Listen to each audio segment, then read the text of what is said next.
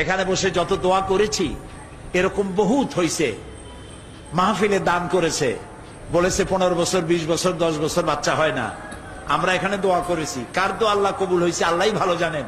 পরের বছর বাচ্চা কোলে নিয়ে মাহফিলে আসছে, আলহামদুলিল্লাহ। আজকে আসরের নামাজের পরে মক্কা শরীফ থেকে বেলাল হোসেন নামে এক লোক টেলিফোন করেছে আর কাঁদছে। 15 বছর সন্তান হয় না, তার বউ কান্দে, সে কান্দে। আল্লাহ, তোমার দরবারে তো সন্তানের রুহের কোনো অভাব নাই। তুমি যেসব নরনারী সন্তান পায় নাই, কলিজাটা মরুভূমির মতো হয়ে গেছে, কণা মাত্র রহমত দিয়া তাদের কলিজা ভরিয়া দিয়ে দাও, সন্তান দিয়ে দাও। প্রিয় ভাই সব, আল্লাহর কসম, এই দোয়া কবুলের ভিতরে সাইদির কোন কেরামতি নাই, কোন কারিশমা নাই, আল্লাহর কসম। এখানে যে দোয়া যদি কবুল হয় তার একমাত্র কারণ কালামুল্লাহ, আল্লাহর কোরআন। আমি অযোগ্য, আমি অপদার্থ, আমি আল্লাহর এক গোলাম। সমস্ত মুজিজা এই কোরআনের। তাই লোকেরা বিশ্বাস করে এখানে দোয়া করলে আল্লাহ অনেক কথা শোনেন, না শুনলেও তার কিছু আসে যায় না। ফাআলুল লিমা ইউরিদ, যা খুশি তাই তিনি করেন। বান্দা শুধু চাইতেই পারে, অভিমান করতে পারে না। একজন একটা কবিতা বানাইছিল, আগার বক্স করো জারি, না বক্স তো ক্যা করো ক্যা। আল্লাহ, তুমি যদি আমারে বক্স দাও, না ভুল বলেছি, আগার বক্স জহি কিসমত, না বক্স তো করো ক্যা। একজন কবি লিখেছেন, আল্লাহ তুমি যদি আমারে মাফ করে দাও তাহলে তো আমার খোশ কিসমত, আর যদি না মাফ করো তাহলে আমি আর করবো কি। আল্লাহর এক বড় আলেম, তিনি শুনে বললেন, এই কবি তো বেয়াদব, তুমি যদি আমারে মাফ করো তাহলে আমার খোশ কিসমত, না করলে করবো কি। যেটা কথা হইল, কবিতা পাল্টাও, এভাবে দেখো, আগার বক্সে জহি কিসমত, না বক্স তো করো জারি। আল্লাহ তুমি যদি আমারে মাফ করো এটা আমার খোশ কিসমত, আর যদি না মাফ করো, যতক্ষণ না মাফ করবা কাঁদতেই থাকবো। এটার নাম হলো ঈমান। মানুষের পিঠের উপরে পিস্তল ঠেকাইয়া তার কাছ থেকে টাকা আদায় করার নাম যদি সন্ত্রাসী তৎপরতা হয়, তাহলে অফিসিয়াল ফাইল আটকাইয়া মানুষের কাছ থেকে ঘুষ আদায় করা এর থেকে মারাত্মক সন্ত্রাসী তৎপরতা। অশিক্ষিত, নিরক্ষর, ভিক্ষুক, প্রতিবন্ধী যদি মানুষের কাছ থেকে হাত পেতে খয়রাত নেয়, এটার নাম যদি ভিক্ষা হয়, তাহলে শিক্ষিত মানুষ সরকারের চেয়ারে বসে আনডিউ ফেভার যদি আপনার মক্কেলের কাছ থেকে ঘুষের টাকা নেন, তাহলে মূর্খ, অন্ধ, কানা, পঙ্গু লোকের ভিক্ষার চাইতে এটি আরো মারাত্মক ভিক্ষা। শান্তি পাবেন না, শান্তি পাবেন না।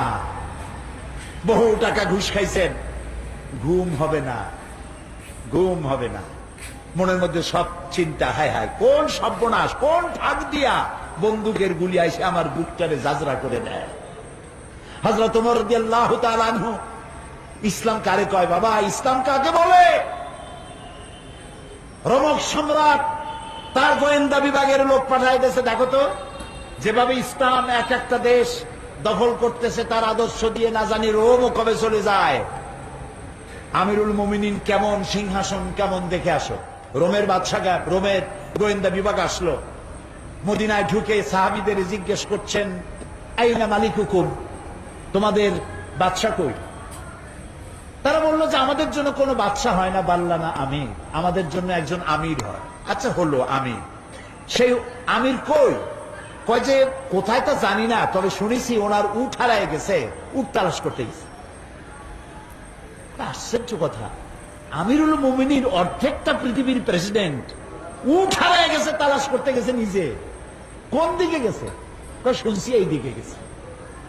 গোয়েন্দা বিভাগের প্রধান সেই দিকে গেল, যাইয়া দেখতে পেল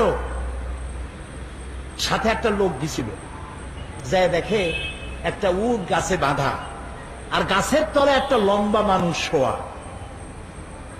যখন শুইছিল তখন হয়তো গাছের ছায়াটা ছিল, বেলা গড়ে গেছে, গাছের ছায়া সরে গেছে, রোদের মধ্যে হাত মাথার তলে দিয়া শোয়া, উট বান্ধা, আর কপালের ঘামে মাথার নিচের বালি ভেজা।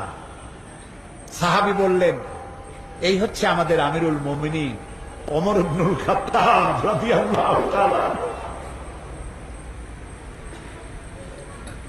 রোমের গোয়েন্দা বিভাগের প্রধান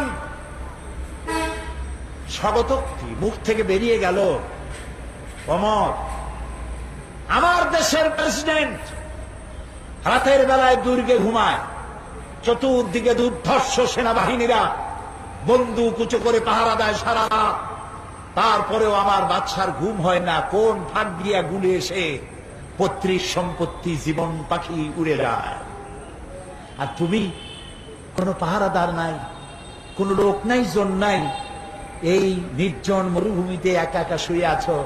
নিশ্চয়ই তুমি তোমার জনগণের হক আদায় করেছো, তাই তোমার পাহারাদারের দরকার নাই। যিনি তোমার বানাইছে সেই আল্লাহই তোমার পাহারাদার।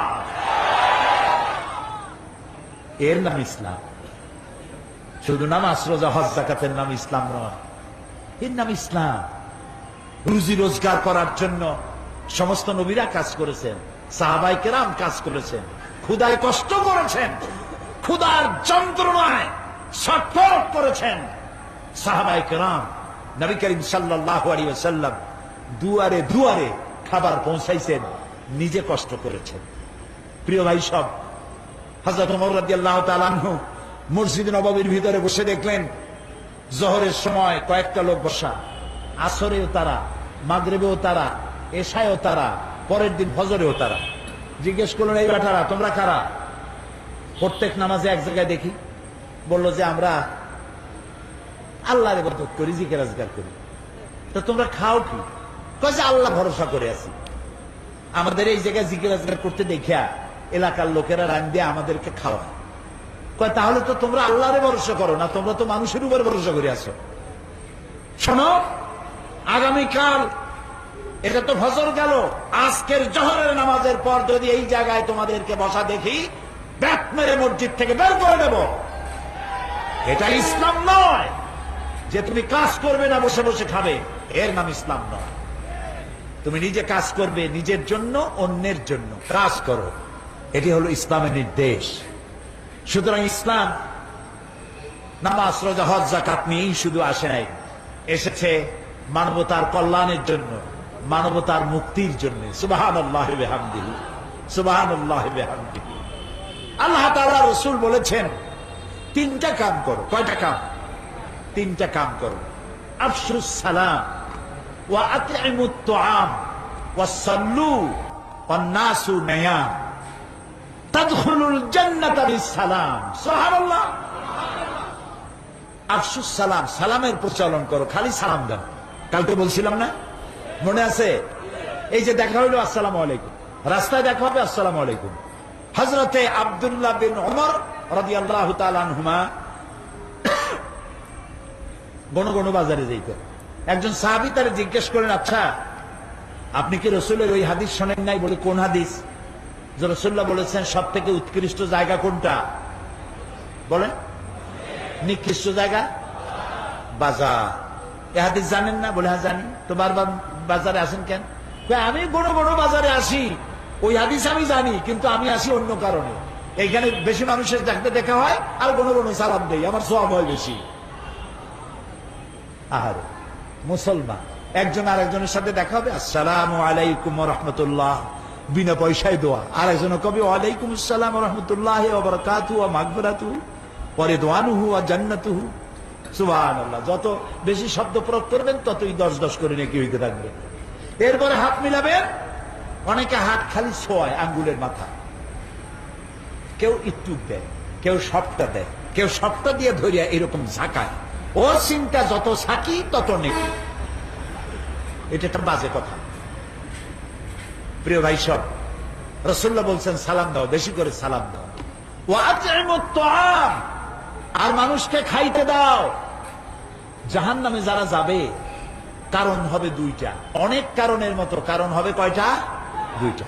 يتساءلون عن المجرمين ما سلككم في سقر قالوا لم نك من المصلين ولم نك نطعم المسكين